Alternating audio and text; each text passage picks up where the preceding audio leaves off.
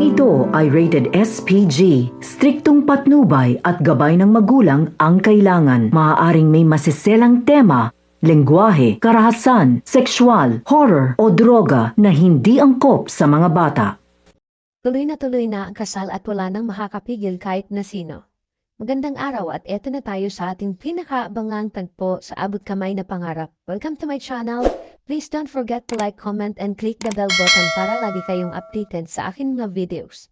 Samantala, sa bahay ng mga tanyag, nakita ni Robert si Giselle na nag-aayos ng mga bulaklak. At habang pinapanood niya ito, hindi na malaya ni Robert na nanumbalik ang masasayang alaala ni Anne Nilet at tuluyan na niyang napanaginipan si Lynette na ikinakasal silang dalawa. Maya-maya ay ginising siya ni Giselle dahil nakatulog na pala siya sa sala at bigla siyang naalinpuhatan at hinanap niya si Lynette. Sabi ni Giselle, "Wala dito si Lynette, nananaginip ka ata. Mukhang napasarap ang panaginip mo at hindi mo napansin dito ka nakatulog sa sopa. At hindi mo namalayan na tanghali na rin. Naistorbo ko ba ang maganda mong panaginip?" Natawa na lang si Robert dahil napasarap lang ang tulog niya. Sinabihan siya ni Giselle na gumising na at may dumating siyang bisita.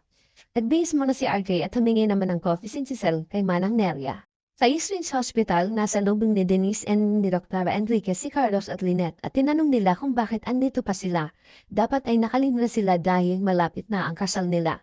Sabi ni Doc Carlos, nakalib na kami pero dahil sa trabaho, alam mo naman si Lynette napakasipag. Sabi naman ni Lynette may kailangan lang siyang tapusin na proposal at okay na naman ang lahat na gagamitin nila sa kasal ni Carlos.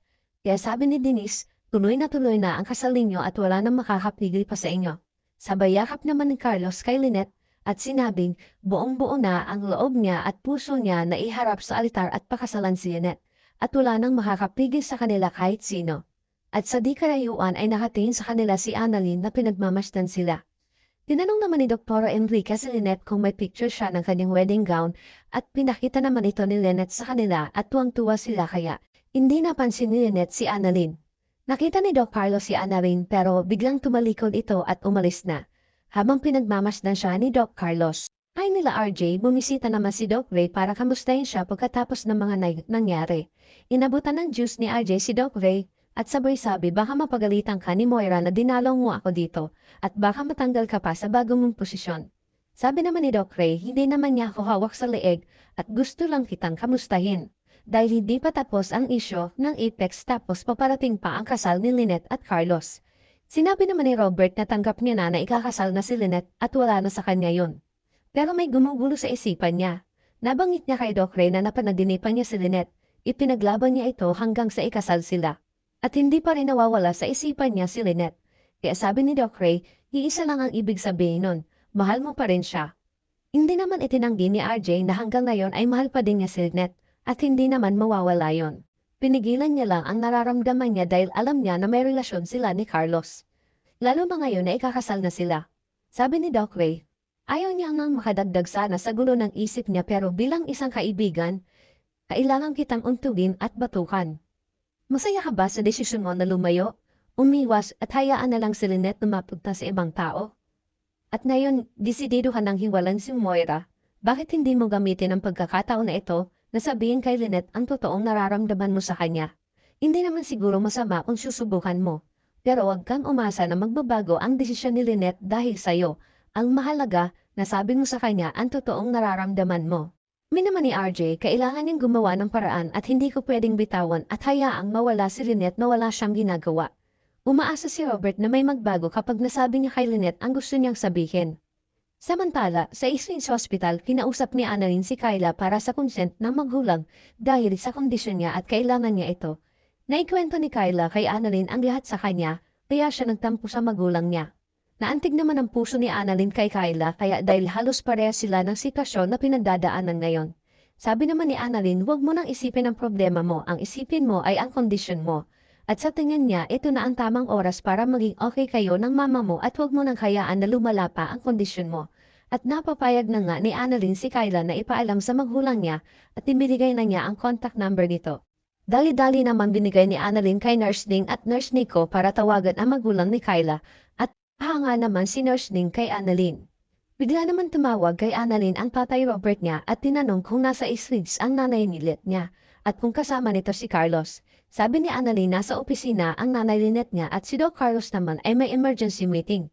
Kaya natuwa si Robert at sinabi niya kay Annalyn na ipagdasal siya nito na maging maganda ang kalabasan ng gagawin niya. Nagtanong si Annalyn kung ano ang gagawin ng tatay Robert niya pero hindi na ito nasabi sa kanya dahil kailangan si Annalyn kausapin ng magulang ni Kyla. Pinuntahan ni Annalyn si Kyla sa kwarto at sinabihan siya na may gustong kumausap sa kanya at ito ang kanyang magulang. Habang nakikinig sila sa usapan ng mag-ina, hindi napigilan ni Annalyn na maantig ang puso niya sa mag-ina dahil halos pareha sila ng sitwasyon. Bigla niyang naisip ang nanay Lynette niya at dahil dito mukhang makikipag-ayos siya kay Doc Carlos alang-alang sa nanay niya.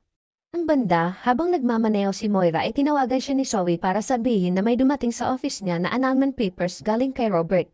At nataranta si Zoe habang binabasa niya ito kay Moira. Umiiyak si Zoe dahil alam niya na magkakahiwalay na si Moira at ang daddy Robert niya. At masisira na ng tuluyan ang pamilya nila. Nagalit si Moira sa ginawa ni Robert at hindi siya papayag na may tsapwero sila ni Zoe sa buhay ni Robert. Gagawin niya ang lahat para lang bumalik si Robert sa kanila. At iusap naman si Zoe kay Moira na huwag siyang gumawa pa ng gulo. Nantahan agad ni Moira si Robert sa bahay nila at nagkasulubong sila sa gate. Nakiusap si Moira kay Robert na huwag niyang ituloy ang annulment nila dahil masasaktan si Zoe at mawawalan siya ng karapatan sa Apex. Sabi naman ni Robert, nung niloko mo ako at kinuha mo ang Apex, nawalan na ako ng karapatan dito at mas lalong nawalan ako ng tiwala sa'yo. Walang dahilan para hindi ko putulin ang connection ko sa'yo at huwag mong gamitin si Zoe dahil kahit hindi tayo wasal, hindi ko siya pababayaan at hindi ko ipagkakaig sa kanya yung responsibilidad at pagmamahal ko bilang ama sa kanya. Ngunit hindi nakumbinsi ni Moira si Robert kaya inalok niya si Robert na ibibigay niya ang lahat pati ang Apex. Magkakaroon ka muli ng pagkakataon na patakbuhin ang Apex kasama ko basta sumama ka lang sa amin. Ang pakiusap niya ay huwag niyang ituloy ang annulment. Nag-iisip si Robert kung tatanggapin niya ang alok ni Moira. Mantala, pinuntahan naman ni Robert si Lynette para muli niyang ipagtapat ang kanyang totoong nararamdaman dahil hindi niya na ito kayang itago at pigilan bago pa mahuli ang lahat. Nagtapat si Robert kay Lynette na mahal niya pa rin ito. Nagulat si Lynette sa pinagtapat ni Robert at hindi niya alam kung anong sasabihin niya. Nagmakaawa si Robert kay Lynette na huwag nang ituloy ang kasal nila ni Carlos. Gagawin niya ang lahat para bumalik lang siya sa buhay niya. Sabi ni Lynette hindi niya kayang saktan si Carlos at ikakasal na silang dalawa. Sabi ni Robert, kapag sinabi mo sa akin na hindi mo na ako mahal, titigilan na kita at magiging masaya na ako para sa inyo ni Carlos. Ngunit hindi nakasagot si Lynette dahil alam niya sa sarili niya na mahal niya pa din si Robert at naniniwala din si Robert na mahal pa rin siya ni Lynette. Sa X-Ridge naman, magkausap si Doc Lyndon at Annalyn at pag-usapan nila ang tungkol sa pasyente niya na si Kyla. Sabi ni Annalyn nakikita niya ang sarili niya kay Kyla at nakikita kong naging selfish siya kay Lynette at Doc Carlos. Napag-isip-isip ni Annalyn na kailangan na niya makipag-ayos kay Doc Carlos at bigyan niya ito ng chance na maging pangalawang ama niya para sa kanya at para maging masaya na din ang nanay Lynette niya.